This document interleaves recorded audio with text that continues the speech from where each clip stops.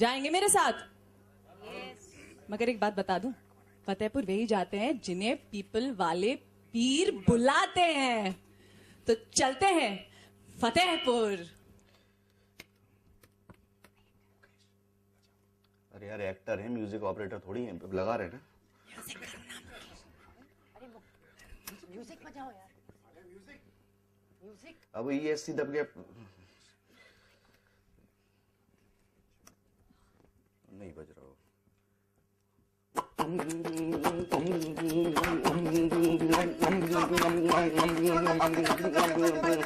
बस म्यूजिक नहीं बज पाया था इसलिए।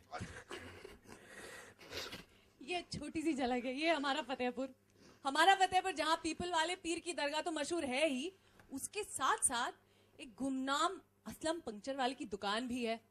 अब आप सोच रहे होंगे, हु इज असलम पंक्चर वाला?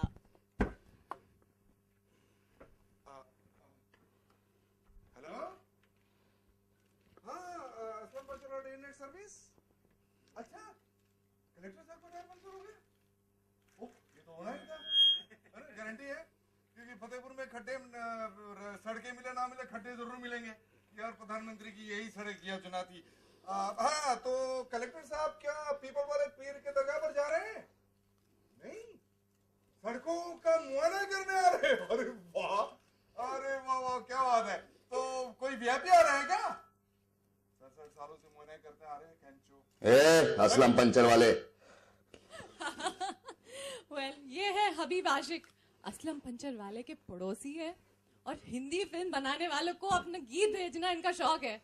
शांति से असलम पंचर वाले, एक बात सुन ले। बोल ले। ये पढ़े लिखे लोगों का मोहल्ला है, तेरे जैसे जाहिल और गंवार का नहीं। सुन, तूने इस मोहल्ले को समझ क्या रखा है? मतलब क्या? कभी तेरे घर से कूड़ा, कभी करकट, कभी गंदा पानी, कभी प्लास्टिक की पॉलीथिन। अरे कचरे का डब्बा खरीदने की औकात ना हो तो 2 पैसा हमसे उधार ले लो। हबीब साहब, फर्जी शहर कहीं का। पढ़े लिखे होने का कोई फायदा हो ना हो, एक फायदा जरूर होता है कि आदमी कमीना और कईया हो जाता है। और ऊपर से तू जैसे फर्जी शहर हो ना, तो हरामी भी। गाली मत दे, तेरी माँ की जय जयकार करूं, बोल देना बाहर के फेंक दूंगा। क्यों अपनी सुबह बर्बाद कर रहे हो? पहले जिस काम के लिए निकले हो, पहले वो तो पूरा करके आओ। और आप ना, क्यों इनके पीछे पड़े रहते हो आप? हाँ, हबीब जान के रुख पर तो हमारा जोर नहीं है। बंद करिए रोज रोज के झगड़े हबीब साहब, जरूर आपकी पेट में कोई गांठ है। देखिए भाभी जान, 2 टाइटैनिक के झगड़ों में आप बीच में मत पड़िए। और हाँ सुन लीजिए, अपने मर्द को भी आप कम मत समझिए, इनके तो सुनिए पिछवाड़े में दांत हैं। अल्लाह, अब आप जाएंगे यहाँ से? हो गई शुरू, हो गई रोज की किटपिट आप लोगों की। ये है इंस्पेक्टर राजेश, जेड सिक्योरिटी। चले इंस्पेक्टर साहब। Jain sir, inspector Rajesh Chaudhary, CRPF reporting for duty sir. चले इंस्पेक्टर साहब। बड़ी गुजारिश है सर, बोलिए। पाखाने की बड़ी तकलीफ है, 4 पाखाने बनवाने दीजिए सर। अब बिल्कुल बिल्कुल। क्या बिल्कुल बिल्कुल है? बिल्कुल, उसका खर्चा कौन देगा? सरकार देगी मैडम, वीआईपी का सारा खर्चा सरकार ही तो उठाती है। अल्लाह, देश क्या ऐसे ही चलता है? मैडम, सरकार करती है, जनता भरती है। आइए भरे सर। अरे तो मिलना बेटा बिना क्या आपको सिक्योरिटी लगता है असलम के अच्छे दिन आ गए? अरे काय के अच्छे दिन सूत्रधार, काय के अच्छे दिन। प्रधानमंत्री ने भारी भूल की है, और सुन लो, ये सारा गंडगोल में हबीब ही ठीक करेगा। अरे क्या ठीक करेगा? अबे तू भी तो मत बोला, चीन के रंगों सारा साइलेंस। पहले कर ले फिर लड़ ले सर। हाँ, कर लो। आइए। क्या प्रधानमंत्री भी गलती कर सकते हैं? अब प्रधानमंत्री प्रधानमंत्री तो देखो यार, प्रधानमंत्री को तो गलत नहीं कह सकते करे। ना। तो ये है फतेहपुर और फतेहपुर के निवासी। Was it okay? और थोड़ा सा कुछ बोल दीजिए यार, कुछ तालियां बजाओ, कुछ करो। मैं तो सिर्फ बोलने के लिए आई हूँ यहाँ पे, मेरे एक्टर्स के लिए तो तालियां बजा दो। कुछ समझ में आई film? Thank you very much. I now want to call on stage सबसे इम्पोर्टेंट व्यक्ति, the director of this film, doctor Chandra Prakash Dwivedi ji, please. नमस्ते दोस्तों, समय बहुत कम है और बातें करने के लिए बहुत ज्यादा है, इसलिए मैं बहुत संक्षेप में बोलूंगा। आपने देखा ही, कहानी का सूत्र कुछ इस तरह से है कि भारत सरकार गिर रही है, हाँ ठीक था, मिलीजुली साझा सरकार है। शर्ट दे दे।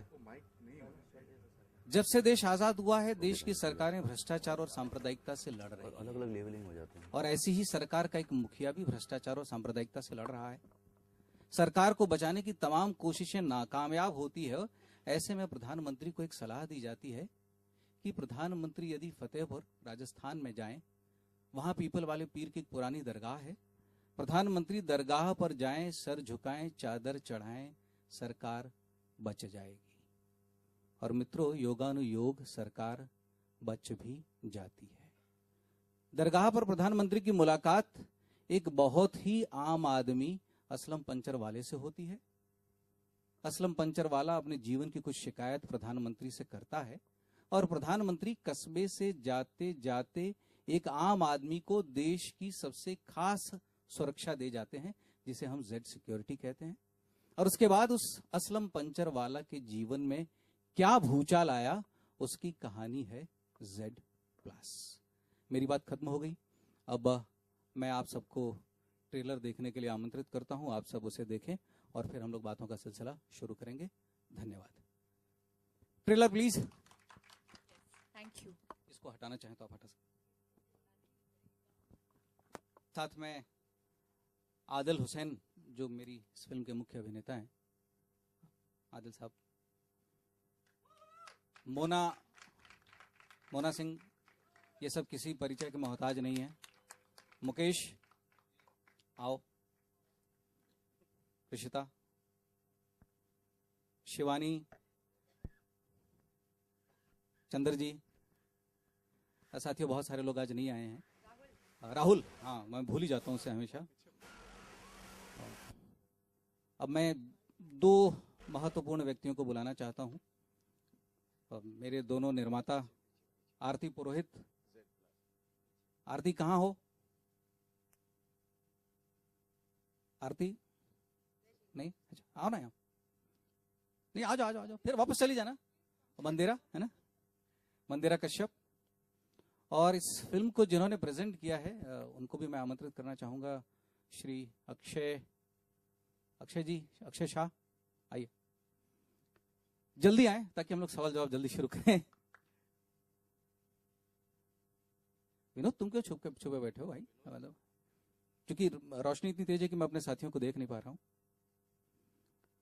तो मित्रों, ये 58 दिन की शूटिंग की एक छोटी सी कोशिश थी, एक आम आदमी की कहानी देश के आम आदमियों तक पहुंचाने की।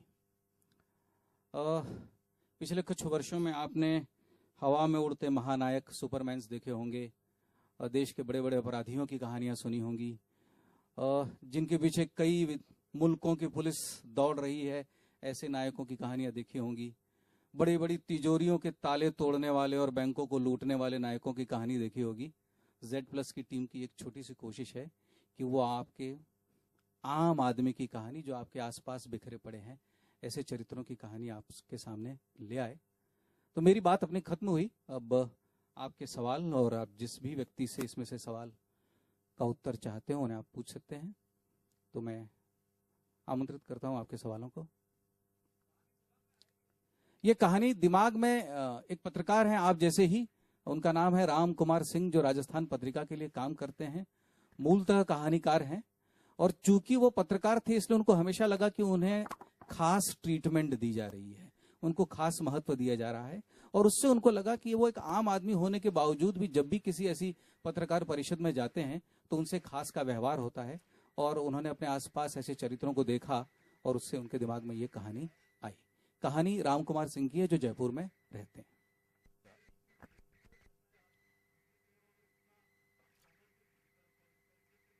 जी,